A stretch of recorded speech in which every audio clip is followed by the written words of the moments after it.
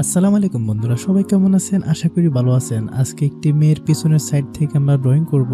আশা করি আপনাদের ভিডিওটি খুব পছন্দ হবে। আপনারা যদি আমাদের চ্যানেলে নতুন হয়ে থাকেন অবশ্যই সাবস্ক্রাইব করে আমাদের পাশে থাকবেন এবং পাশে থাকা বেল আইকনটি বাজিয়ে দিবেন।